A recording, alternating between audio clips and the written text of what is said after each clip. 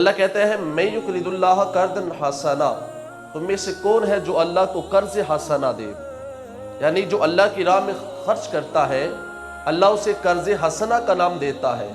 اور ساتھ ہی فرماتا ہے فَيُضَاعِفُ لَهُ أَضْعَافًا كَثِيرًا، جو اللہ کو تم قرض حسنا دو گے اللہ کئی گنا بڑھا کر وہ تمہیں واپس لوٹا دے گا۔ حضرت ابو دحدہ رضی اللہ تعالیٰ عنہ جب یہ آیت نازل ہوئی نا کہ اللہ کہتا ہے کہ مجھے قرض حسنا دو، ان کا ایک باغ تھا، تو آقا علیہ السلام کی بارگاہ میں تشریف لائے اور آ کے عرض کیا حضور کیا رب نے ہم سے قرض مانگا ہے؟ میرا آقا علیہ السلام نے فرمایا اللہ نے قرض حسنا مانگا ہے۔ عرض کیا حضور میرا ایک باغ ہے، کھجوروں کا باغ ہے، تو میں وہ باغ اللہ کی راہ میں خرچ کرتا ہوں۔ آقا علیہ السلام سے عرض کیا حضور اسے آپ قبول فرمائے۔ میرا آقا نے قبول فرمایا، گھر گئے، اس باغ کے اندر آپ کا گھر بھی تھا، تو جب اللہ کے لیے اسے وقف کر دیا نا تو آپ پھر دوبارہ اس باغ میں داخل نہیں ہوئے کہ اب یہ میری ملکیت میں نہیں رہا۔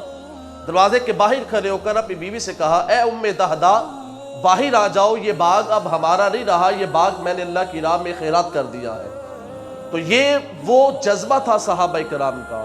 دیکھا نہیں میرے بچوں کا کیا بنے گا، بیوی کا کیا بنے گا، میرا اپنا کیا بنے گا، لیکن جذبہ اتنا زیادہ تھا کہ اللہ کا حکم سننے کی دیر تھی، سارے کا سارا باغ اللہ کے لیے وقف کر دیا۔ تو یہ جذبہ تھا صحابہ کرام کا، اخلاص تھا ان کے اندر، جذبہ تھا،